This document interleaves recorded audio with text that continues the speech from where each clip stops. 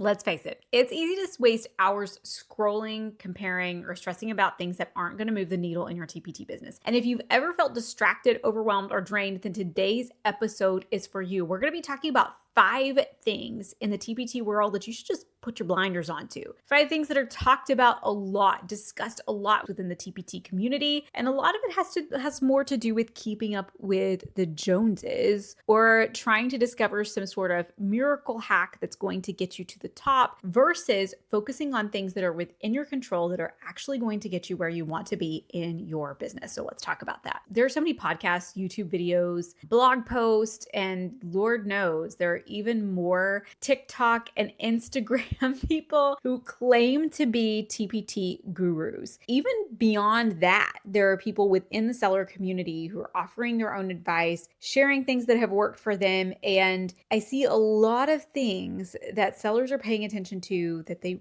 really don't need to. And the first thing is other people's earnings, how much money other people make. Now, I understand that it can be very inspirational and it can help keep you going a lot of times to find out that this person that you follow just made $5,000 on TPT last month, or they made $10,000 last month, or 20, 30, however much, right? It can be really inspirational. It could be like, oh my gosh, that could be me. And it could really kind of spur you on and keep you going. And I love a good inspo story. Do not get me wrong. I think it's also kind of nice too, sometimes when you're taking advice from someone, to know how much money that they're making. Now, this is obviously a really personal decision. I have people ask me all the time how much I make, and I don't tell them that. That's for me. Not really interested in sharing all the nitty gritty of my business finances for many, many reasons. But this is why I think you should put a lot less stock and energy into how much other people are making. And this is where I see it being most dangerous. I'm not necessarily talking about the occasional YouTube video where somebody shares an income or an earnings report or anything like that, where you get to choose. A lot of times you may even look it up, right? Just to kind of see what's possible. It's really not about that. I really see it more on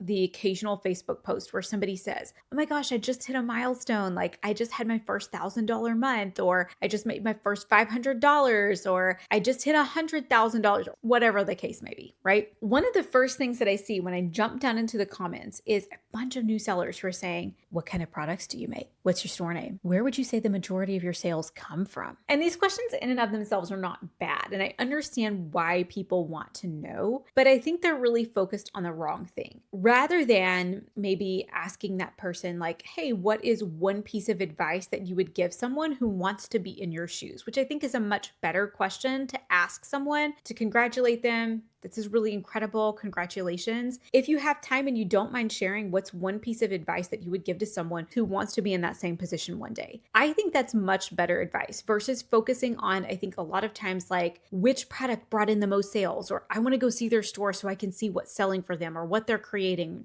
things like that. When you really start to hyperfixate on where someone's money is coming from, how they made that money, and what products they're selling, all of that, when you really start to focus on all of that, you really get into dangerous territory because you are not that person. How they made their money is not going to be how you make your money because you're two different people. And their strengths are not your strengths, and your strengths are not their strengths, which means that if I try to emulate the people, if I start to really focus on this person's making this much money and this person's making that much money, and I start to really focus on what they're doing and how much money they have coming in and all of this stuff, not only does it make me feel less than, or can it make me feel less than because I'm not seeing the same type of results, but it makes me really want to hyperfixate on how they got those results so that I can get them too. And that brings me to number 2, which is chasing what's making other people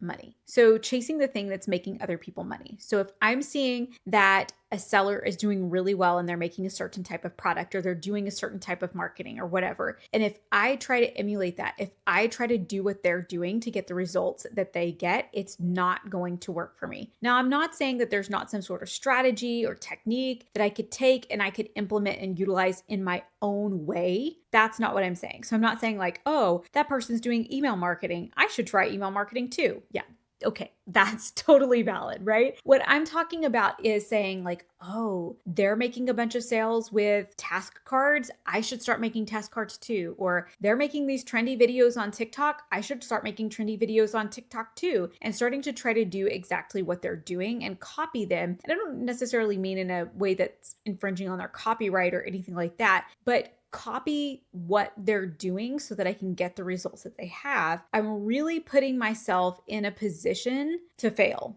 because the truth is, like, not only is it just bad form to start copying somebody else, but the truth is that I'm not going to get the results that they got because my personality is different. My strengths and what I have to bring to the table in the TpT space or in the education space is different than their strengths. And that's going to shine through. It's going to be a lot like that person. And this is kind of how I view it. You'll start being that awkward kid at the lunch table who starts copying the jokes that they're hearing the popular, funny kid get laughs at so that they can get laughs too, right? And it becomes obvious to everyone who's sitting at the table that that kid is not being authentically themselves, and it's kind of annoying to everybody at the table too, and it's not getting them the results that they want. So that's not what you want to do in the TpT space. If you see another seller who's having success, cheer them on, celebrate them, and if you want to, feel free to ask them, what's one piece of advice that you would give to someone like me? Now, if this person is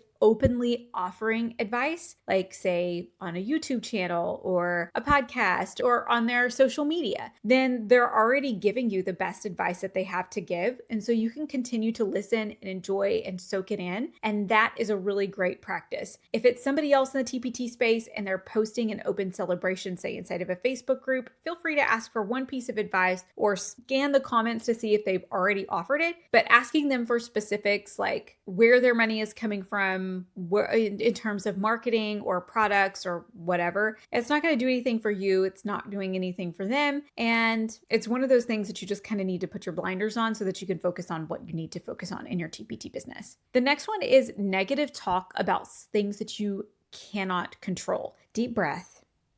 I know that a lot of us have a lot invested in TpT. We've invested a lot of time, we've invested a lot of our energy, and there is a lot at stake when TpT does something wrong or when they do something right. But if you are getting sucked into the types of posts that, talk about errors on TpT or something that's messed up or, whatever, things that are outside of your control or decisions that TpT makes that you don't agree with, that's when you need to start putting your blinders on. Because if TpT is making a decision that you have no control over, or if a website malfunctions, right? Or if there's a glitch, like whatever, if other sellers are doing something that you don't like and you have no control over it, then it is going to do nothing but take away from the time that you should be spending growing your business and building your business. So when you start to see a bunch of like negative talk about TpT, about things that are happening in the seller space, whatever, if you're starting to notice a bunch of that, just start putting your blinders on. And the instant you realize this is going to be a negative conversation, don't even go to the comments. Don't even read the rest of the post. Just scroll on. I promise your business will be in a lot better place if you do this. Number 4, how other people spend their money. This is another thing you really need to put the blinders on in your TpT business, because how other people spend their money in their business depends on how much money they're making, how much they need that money for their own personal household income, what their goals are for their business, their ultimate goals are for their business, and where they're trying to move their business in the future. So how a business owner spends their money is extremely personal to the business itself and even personal to their own finances. So I say this because I think like when I first started out, like nobody had VAs, nobody had writers, like nobody had people helping them. Everyone was doing it themselves, and they might be making $1 million a year, but they were doing it all themselves. You know what I mean? They weren't hiring anybody. And then we kind of started to see this switch where more and more people started to hire, which is great. And they started to outsource, which is fantastic. And it's a good business move. And then we started to see we're like, now, you've got people who are like, now that I'm making $100 a month, I'm ready to start hiring someone. And I just kind of like,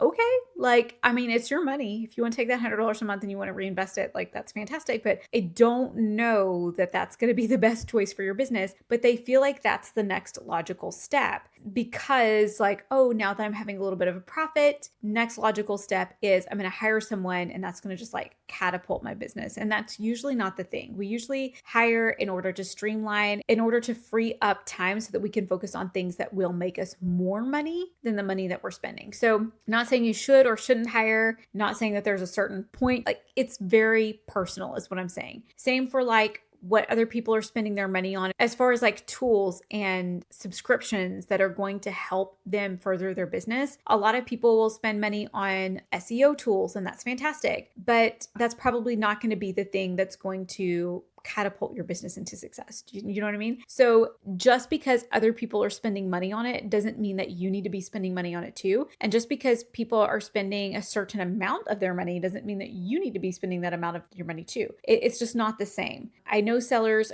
who are extremely conservative with their finances and with their expenses. And like every year they're looking at like, where can I cut, right? Like, where can I cut down on my expenses? What are things that I'm paying for that are not necessary? And we're talking about like $5 a month cuts for a business that makes $20,000 a month, right? So there are sellers who are extremely conservative with this and they do very well. And then there are other sellers who are like, $5 is $5. I'm looking for where can I take this money and where can I invest it so that I can turn $500 into $5,000. And they're thinking differently. So every business has its own system based on its own goals, based on the business owner's comfort level, and how other TpT sellers spend their money should not dictate or determine how you spend your money because you have two completely different businesses. And then finally, quick hacks. Now, I know we all use, and I'm sure I've said hacks. I'm sure I've said quick hacks, quick whatever. I'm sure we've all said it. So I'm not attacking anybody who advertises having a quick hack because some hacks are in fact quite genius and really incredible. But I think when it comes to anything that someone is promising you, like this is going to change your business overnight, or this is going to be the thing that is going to turn your business, your TpT business into an overnight success. It's going to catapult you from $500 a month to $5,000 a month. Like this is going to be the big game changer for your business and it's some sort of hack. Anytime you hear that, I would just put the blinders on. 99.9 times out of 100, there's not going to be one singular thing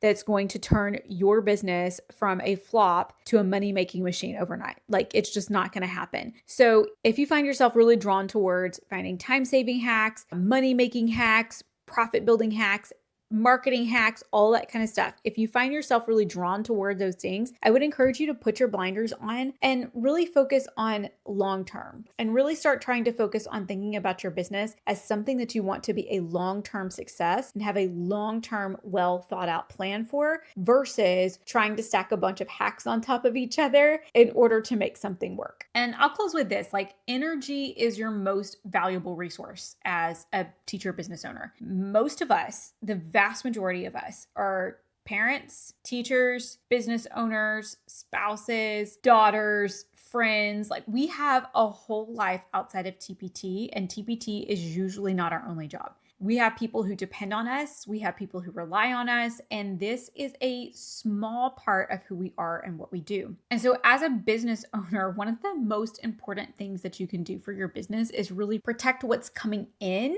and direct that energy into things that are actually going to help your business grow and not distractions that are going to pull you away, make you worried, make you concerned, or make you feel like you're not doing enough, or make you feel like you're focusing on all the wrong things. If you have an area of your business where you've had to put the blinders on, whether it's from shiny object syndrome, where you want to buy all the courses and all the templates and all the clip art, or you are someone who gets easily concerned by headlines that talk about how AI is going to take over the education space, whatever it may be, drop it down below and let us know where have you had to put the blinders on in your own business so that you can focus on the things that are actually going to move your business forward. As always, be sure to like this video and subscribe. I put out weekly content for TpT sellers to help you grow your business in a way that is purposeful and sustainable. I'm going to see you right back here next week.